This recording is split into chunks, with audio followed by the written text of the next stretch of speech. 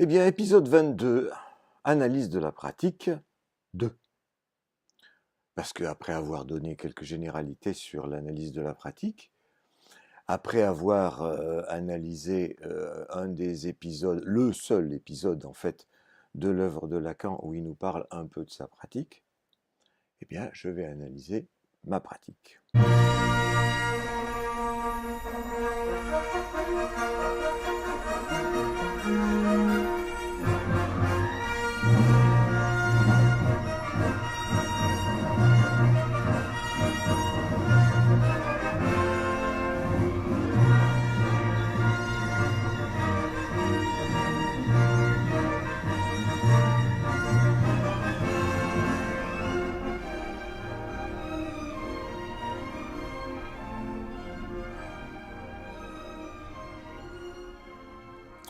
Et la pratique de la psychanalyse, c'est quoi? C'est la pratique de l'analyse des formations de l'inconscient.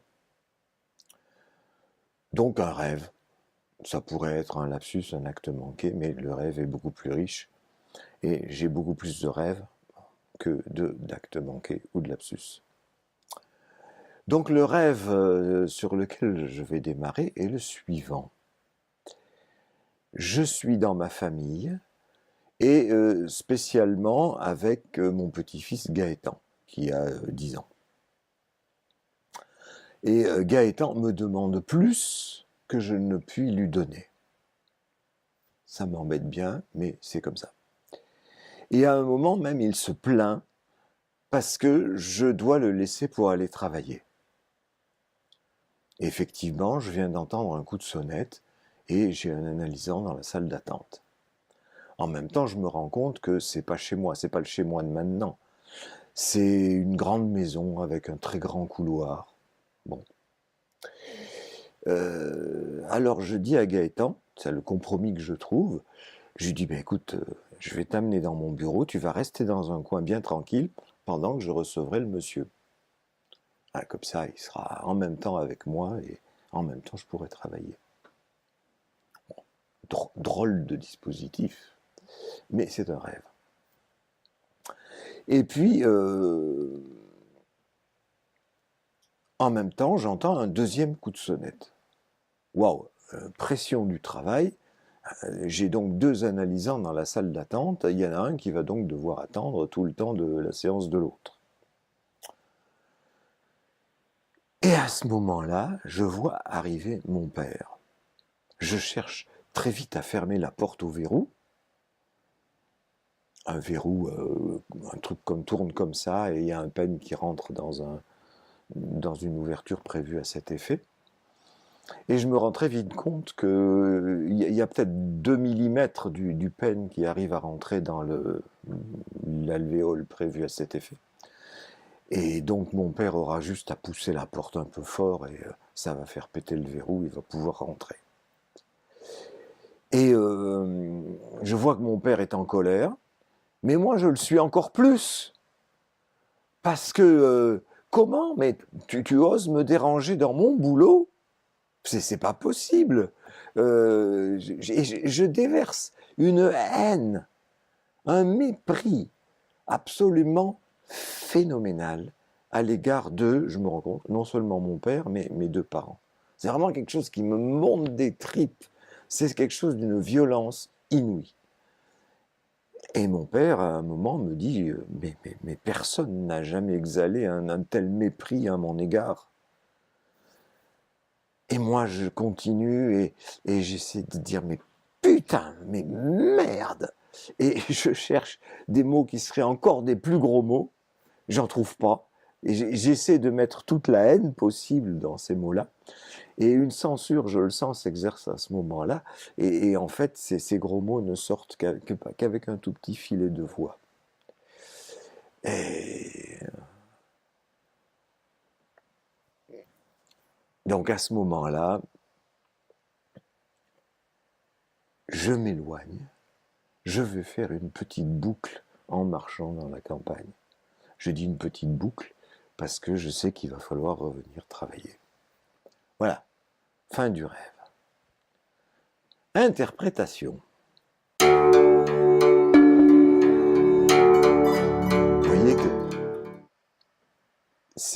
Dans un contrôle, on s'imaginerait qu'il faut parler d'un analysant.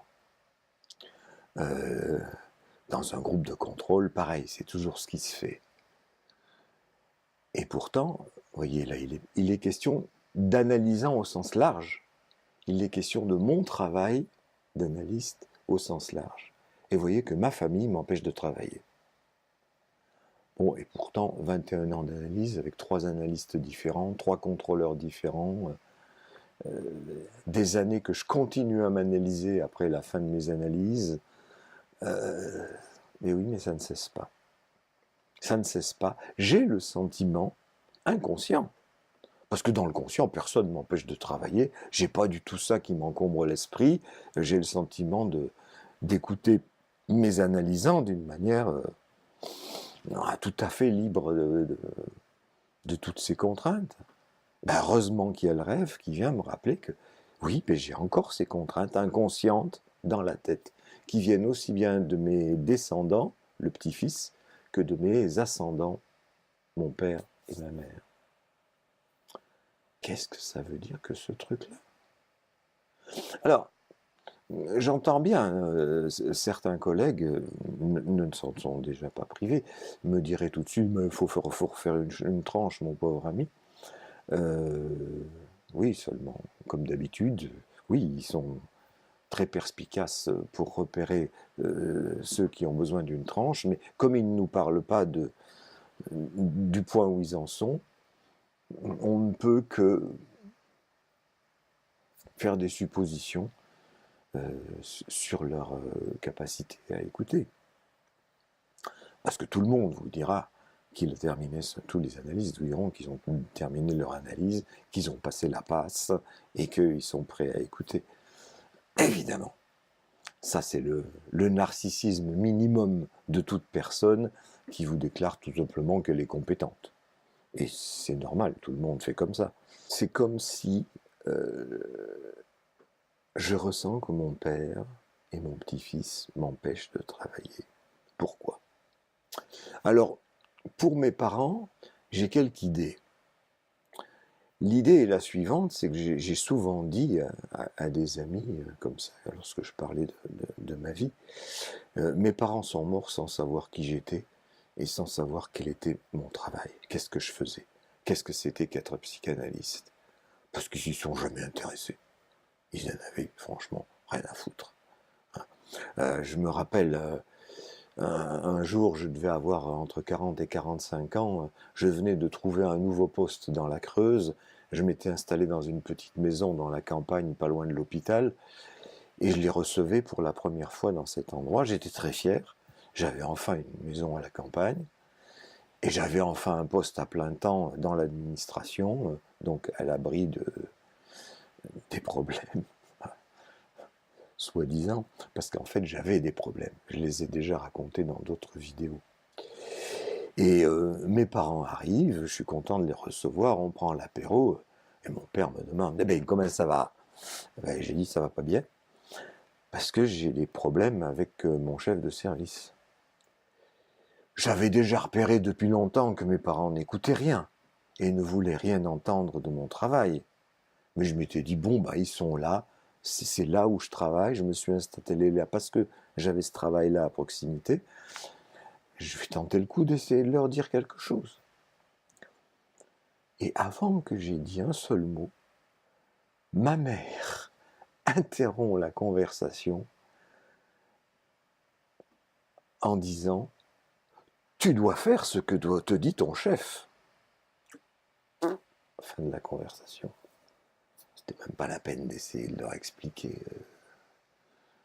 Ma mère en restait à une idée comme ça,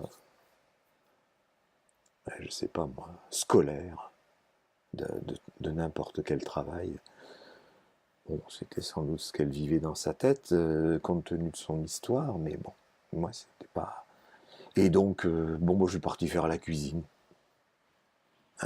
J'avais compris que, encore une fois, il ne pouvait pas m'entendre.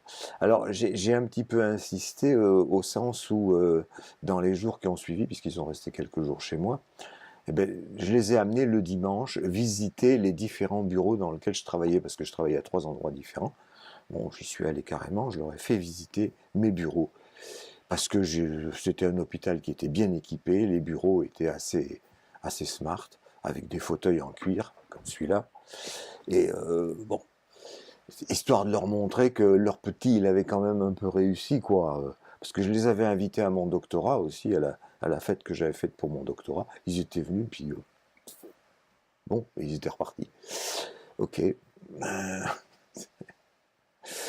Et donc, bon, ils ont vu les pièces dans lesquelles je travaillais, mais ils ne savaient toujours pas quel travail j'étais, quel travail je faisais. Ah si, un jour, ma mère m'a dit ah oui, je comprends, tu reçois des gens, tu leur donnes des conseils. Bon, c'était à côté de la plaque. Bref. Quoi que j'en dise dans le conscient, ça fait 20 ans que mes parents sont morts, et que je dis j'en ai rien à foutre. C'est comme ça. Eh bien, l'inconscient, visiblement, est toujours pas content. Et il en garde cette haine extraordinaire que j'ai essayé d'exprimer, qui fait que, en fait, cette non-reconnaissance de mes parents de mon propre travail, quelque part, m'empêche de travailler. Première nouvelle. On va pas tout à fait première nouvelle, puisque j'avais déjà rêvé de choses comme ça bien souvent, mais c'était, dans d'autres rêves, c'était chaque fois en fonction d'un analysant précis. Donc j'en avais tiré quelques enseignements relatifs à cet analysant précis, à ma position par rapport à cette analyse. Là, c'est vraiment par rapport à mon métier d'une manière générale. De quelle façon est-ce que ça pourrait retentir dans ma façon d'entendre les gens? Mais j'en sais rien. Là, je n'arrive pas. Il y a un vrai hiatus entre l'inconscient et le conscient, entre ma position dans le conscient, où je n'ai franchement plus rien à foutre de la reconnaissance de mes parents, et l'inconscient qui semble non pas réclamer une reconnaissance, mais bah oui, déverser toute sa violence de n'avoir pas été reconnu. Bon, de toute façon, j'ai le sentiment de n'avoir pas été reconnu comme enfant. Bah, ça s'est continué dans la reconnaissance de mon travail. Mais bon, je sais bien, au conscient, il y a tellement de gens qui ne veulent pas entendre parler de psychanalyse, et encore moins de l'inconscient. Ça fait partie même de la culture, je dirais. L'inconscient, par définition, c'est ce qu'on ne veut pas voir, ce qu'on ne veut pas entendre. Alors, pourquoi mes parents ne seraient-ils pas là-dedans? Moi-même, j'y suis. Alors, il y a peut-être un élément du rêve que je pourrais tirer à profit, c'est le verrou. Ce verrou, je le reconnais bien. De même que je reconnais finalement l'appartement dans lequel je suis, c'est les mots grand couloir qui me permettent de repérer ça. C'est le grand couloir de l'appartement dans lequel j'étais élevé. Il y avait un grand couloir qui est de la porte d'entrée jusque tout au fond, la chambre de mes frères, qui est devenue la mienne parce que j'avais pas de place. Je suis allé dans la chambre de mes frères. Et ce grand couloir donc du rêve me permet de repérer que oui, en fait, je suis encore dans la maison de mon enfance. Ben, c'est ça, l'inconscience et l'infantile en nous. Ça, c'est une phrase de Freud. Ben, on le repère tous les jours. Et il y a donc en moi cette haine que je devais ressentir à l'époque quand j'étais enfant et que je ne pouvais pas exprimer. Et qui faisait que je voyais bien que mes frères étaient bien plus reconnus que moi. J'avais pas de place. Eux, ils avaient une chambre, j'en avais pas. J'avais un lit au pied du lit de mes parents, un berceau au pied du lit de mes parents quand j'étais petit. Ensuite, on avait mis un lit d'appoint dans la salle à manger. Et enfin, quand mes parents sont partis, non, quand mes frères sont partis à l'université, ben, j'avais le droit de squatter leur chambre quand ils n'étaient pas là. Bien sûr, quand ils revenaient, je repartais dans le lit d'appoint de la salle à manger. Mais heureusement, comme ils étaient deux, ils ne revenaient pas forcément tous les deux en même temps. C'était souvent que je pouvais garder mon lit dans leur chambre. J'avais donc cette haine à l'époque de ne pas être reconnu, cette haine infantile, et j'en reviens donc au verrou, qui est bien un verrou de cet appartement-là, c'est le verrou des chiottes. Et je me rappelle que j'étais capable de me formuler à l'époque que c'était le seul endroit où je pouvais avoir la paix, où j'étais sûr que je ne pouvais pas voir ma mère débouler dans la chambre, parce que bien entendu, ma mère n'avait jamais eu l'idée qu'on puisse frapper à la porte d'une chambre d'un enfant avant d'entrer. Moi-même, je ne l'avais pas ça à l'idée, puisque bon, ben, c'était comme ça, c'était les mœurs. Hein, elle entrait, elle sortait. J'avais pas voix au chapitre, quoi. Donc je savais que je n'étais pas tranquille. Je n'avais pas mon lieu d'intimité. Le seul qu'il y avait, c'était les chiottes. Donc j'ai mis ce verrou-là. Et d'ailleurs, on dit bien le cabinet de l'analyste, et dans le vocabulaire, le cabinet, c'est aussi les chiottes. Et mon père risque de rentrer. C'est curieux, parce que dans la réalité de mon enfance, c'est surtout ma mère qui faisait des irruptions dans ma chambre. Mon père, je ne me souviens jamais qu'il ait fait la moindre irruption de ce genre. Et là, c'est mon père, curieusement. Pourquoi? Je ne sais pas. Peut-être que dans le cadre du complexe d'Oedipe qui est par en dessous, cette haine, c'est celle d'Oedipe vis-à-vis de son père qui est allé jusqu'à le tuer pour pouvoir prendre la place de la mère. Mais justement, je me plains des intrusions de ma mère. Bon, vous voyez, c'est pas simple. Et là, il y a des analysants qui sont en jeu. Parce que pendant qu'il y a ça, ils attendent. Qu'est-ce que je fais de ça? Ben, j'en sais rien. Je me contente d'en parler, de l'analyser, et je crois que comme le complexe d'Oedipe, qui ne tombe jamais, hein, c'est-à-dire qui a bien refoulé dans l'inconscient, mais bah, il continue d'être là, puisque c'est la base de la structure, et bien je sens bien qu'il y a le complexe d'Oedipe derrière cette haine, mais la façon dont c'est mis en scène, qui pourrait être un empêchement à mon travail, ça joue aussi. Alors il y a un truc intéressant aussi, c'est la phrase de la fin. Pour essayer de me sortir du problème, je dis que je vais faire une boucle dans la campagne. Bah, c'est intéressant une boucle, parce que c'est exactement la figure topologique dont je vous ai parlé dans les premiers épisodes de cette série, la boucle. Pour découper un morceau d'une surface infinie dans toutes les directions, il faut qu'une coupure se recoupe. Parce que si elle est toute droite, elle ne coupera jamais rien. Elle ne permettra pas à un morceau de se détacher. Donc il faut faire une boucle avec la coupure pour qu'elle se recoupe. Donc c'est ce que je vais faire dans la campagne. Autrement dit, je vais tenter de faire une représentation, détacher une représentation de cet embrouillamini. Et ce qui me vient là, c'est que mes parents n'avaient donc pas de représentation de mon travail. Et une représentation de moi, je pense, extrêmement floue.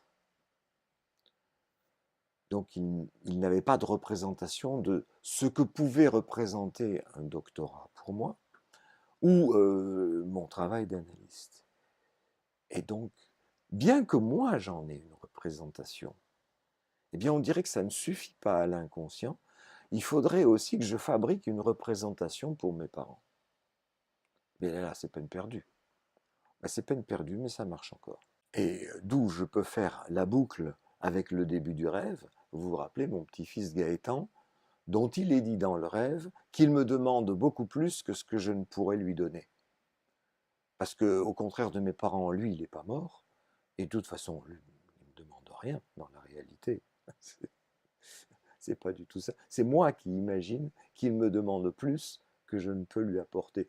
Et c'est un transfert de la demande que j'imagine de mes parents d'une représentation de ce que je fais, de mon travail d'analyste, qu'il faudrait maintenant que je produise pour mon petit-fils.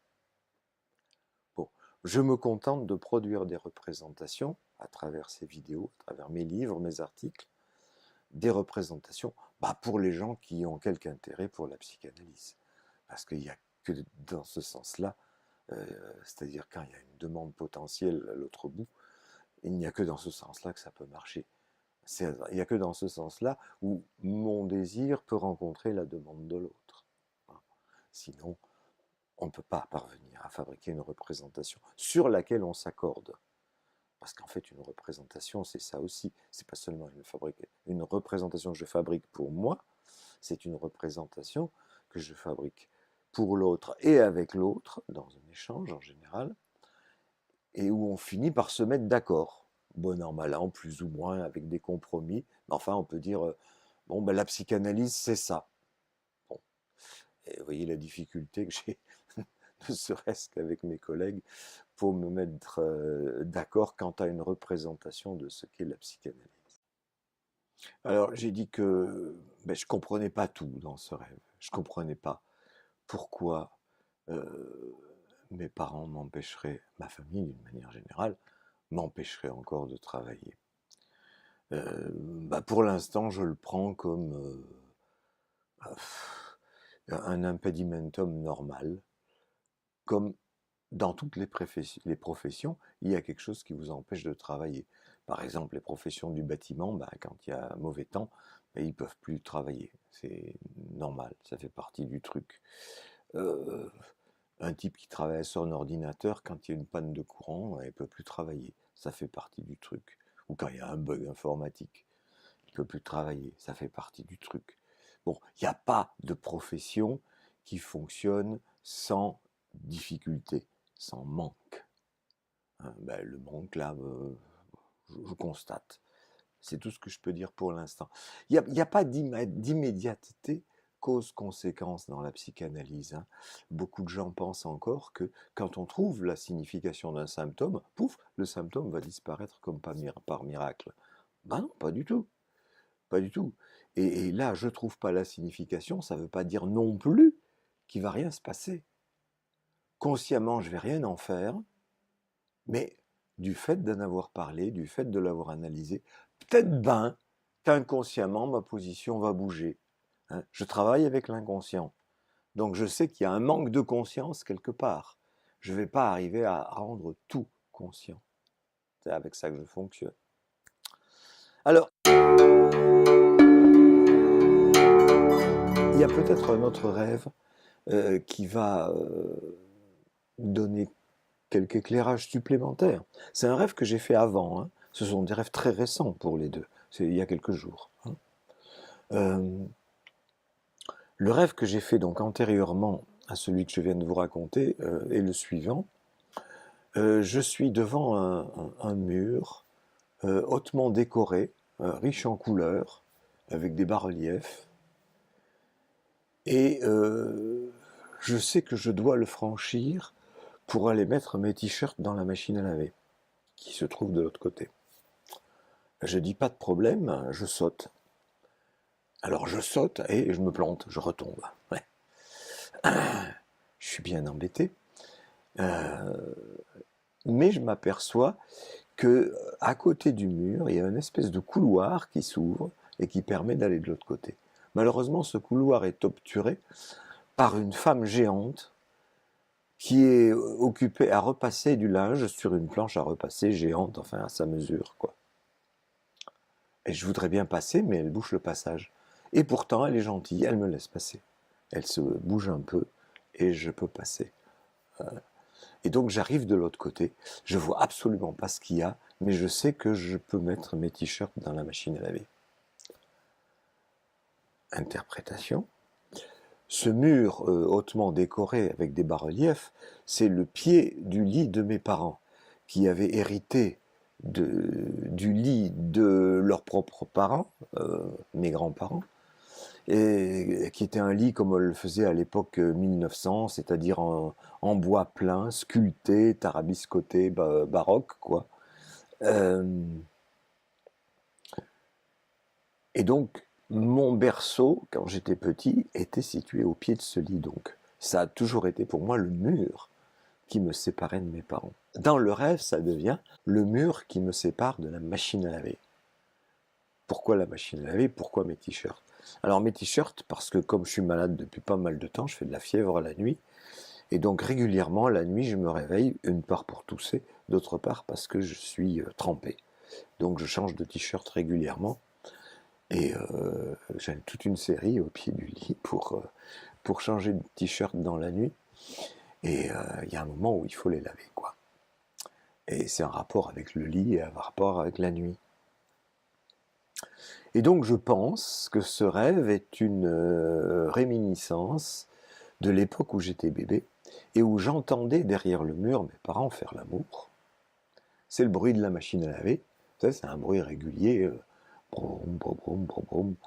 Euh, et j'aimerais bien y mettre mon grain de sel, c'est-à-dire mes t-shirts. Mais ça m'est interdit. Je suis trop petit, je suis de l'autre côté. Je ne suis pas admis dans cette sphère-là. Mais c'est le complexe d'Oedipe. Je voudrais être là, à cette place, non seulement où ils font l'amour, et donc pour remplacer mon père auprès de ma mère, mais aussi remplacer mon géniteur, afin de m'engendrer moi-même. Qu'est-ce que c'est que cette idée d'être engendré par les autres? On peut très bien s'engendrer soi-même. Auparavant, j'ai cette idée qui me revient. À l'époque où je travaillais ma thèse, j'avais entendu ce fantasme d'auto-engendrement de la bouche d'un gars qui avait été étiqueté schizophrène. Donc à l'époque, ça m'épatait complètement, et je me disais, oh putain, il n'y a que les schizophrènes qui peuvent penser des trucs pareils, l'auto-engendrement, c'est complètement fou. Ben non, c'est tout le monde. Hein. Et j'ai réentendu ça il n'y a pas longtemps dans un colloque de psychanalyse, où il y a quelqu'un qui a pris la parole pour dire mais il n'y a que les psychotiques qui peuvent avoir un accès à leur scène primitive, c'est-à-dire la scène où les parents font l'amour. J'ai répondu tout de suite, ok, je suis psychotique. Parce qu'il y a des distinctions qui se font comme ça, mais simplement parce que les gens n'ont pas toujours accès à ce genre de cache de l'inconscient dans lequel il y a ce trésor qui s'appelle la scène primitive. C'est un trésor parce que c'est le moment où j'ai été engendré. Hein. Et alors en même temps, ça se présente sous la forme de la machine à laver. Et la machine à laver, ça a deux options. C'est laver son linge sale en famille. Alors d'habitude, c'est entendu comme on s'engueule sur les problèmes à l'intérieur de la famille, mais c'est aussi tout simplement, dans la famille, on fait l'amour. C'est le genre de choses qui est le plus difficile à parler en famille. On arrive à en parler ailleurs, mais dans la famille elle-même, on fait l'amour, voire on fait l'inceste, mais on n'en parle pas. Hors de question. Et donc il y a la machine à laver qui est là pour... on lave tout. Hein, ça sort plus blanc que blanc. Il n'y a plus de traces de sueur, il n'y a plus rien. Nickel. Donc c'est à la fois le surmoi et le ça qui sont condensés en une même représentation, la machine à laver. Elle tourne, elle fait un bruit régulier, c'est faire l'amour, et elle lave, c'est-à-dire qu'elle efface, elle refoule ce souvenir d'un faire l'amour incestueux. Et spécialement auto-engendrant. Est-ce que ça m'empêche de travailler? C'est le contraire, là. C'est le contraire, parce que ça me permet de repérer quand il y a quelque chose comme ça, parce que la machine à laver, c'est quasi une représentation universelle que j'ai rencontrée dans les rêves des tas de gens. Il y a d'ailleurs une histoire que les enfants se racontent dans la cour de l'école. Je la tiens de ma fille, cette histoire-là. C'est une histoire pour faire rire, une histoire drôle, et qui se présente de la façon suivante. C'est comme ça que ma fille me l'a raconté. Elle fait comme ça. Papa! Maman! Arrêtez la machine à laver! Bon. Et ça fait rigoler les enfants dans la cour de l'école. Sauf que dans la machine à laver, effectivement, c'est l'enfant qui est en train de cuire là. Hein, c'est l'enfant qu'ils sont en train de fabriquer par leur coït. Et en même temps, la machine à laver lave cette première occurrence de moi-même sous la forme d'un acte sexuel dont je suis issu. Alors ça m'aide d'entendre, quand j'entends des choses comme ça, parce que je l'ai entendu pour moi-même, je peux le comprendre. Parce que bien entendu, quand les enfants se racontent ça dans la cour de l'école, ils comprennent pas. Il vaut juste le truc. Ce qui les fait rire, c'est le truc absurde de l'enfant que les parents ont oublié dans la machine à laver, tellement ils sont distraits. Mais c'est là qu'on voit que c'est une représentation qui circule dans la culture. Et donc ça me permet de pointer la chose chez des gens. Non en leur fournissant l'interprétation, comme toujours, mais en leur posant des questions pour qu'ils aillent plus loin, si possible, dans leur propre interprétation d'une telle représentation. Alors, est-ce que le rêve précédent, le fait que ma famille m'empêche de faire mon travail, joue là-dedans? Mais là, on voit au contraire que ma famille, c'est-à-dire ma mémoire de ma famille, me permet de faire mon travail, parce que je l'ai analysé. Et donc c'est comme la machine à laver. Il y a à la fois condensé le ça qui cherche à s'exprimer, la pulsion sexuelle. Par exemple, j'ai envie de travailler, c'est une pulsion sexuelle. Parce que j'aime les gens qui viennent me voir. Et le surmoi qui dit, attends, surtout pas, non, faut pas travailler comme ça, faut pas travailler avec ces gens-là, c'est interdit. C'est interdit de les aimer. Alors c'est interdit de passer à l'acte. Ça oui. Mais de les aimer, personne n'a dit que c'était interdit. D'ailleurs, la preuve, je ne peux pas faire autrement. Les aimer ou les haïr, d'ailleurs. Hein. La haine est toujours le revers de l'amour. Voir les choses toujours sous l'angle de l'amour, c'est une douce illusion. Il y a toujours le versant de la haine de l'autre côté de l'amour. C'est l'autre face de la pièce de monnaie. Par exemple, dans mon rêve de la machine à laver, la première face, l'amour, c'est que je veux faire l'amour avec eux, avec l'un ou avec l'autre, peu importe, plutôt avec ma mère, je pense. Et puis il y a l'autre face, qui est je hais mon père d'avoir pris ma place. Et c'est comme ça que je peux les haïr dans l'autre rêve, de venir à ma place travailler, m'empêcher de travailler. Vous voyez comme ça se goupille de l'un à l'autre. Dans un premier rêve, je veux mettre mes t-shirts dans la machine à laver, c'est-à-dire mon phallus dans le vagin de ma mère. Donc je les empêche de tourner en rond dans leur petit ronron de machine à laver, mon père et ma mère. J'aimerais ça. Bien entendu, je le faisais, je me rappelle, je me réveillais régulièrement la nuit, je demandais « j'ai soif ». Bon, alors ma mère se levait, elle m'apportait à boire, j'étais content, elle s'était occupée de moi pendant quelques secondes. Quand c'était mon père qui se levait, j'aimais beaucoup moins. C'est les ruses d'enfants, ça, pour vérifier que papa et maman sont bien à disposition. Mais c'est-à-dire dans une libido qui circule, hein. C'est pas seul. Le j'ai soif, c'est la circulation de la libido, c'est pas seulement une soif organique. Donc je les empêche de tourner en rond dans leur machine à laver. Ce dont beaucoup de parents s'aperçoivent, et c'est là où ça les fait chier d'avoir un enfant. Ils adorent aussi avoir un enfant, mais en même temps il y a ça, c'est comme ça.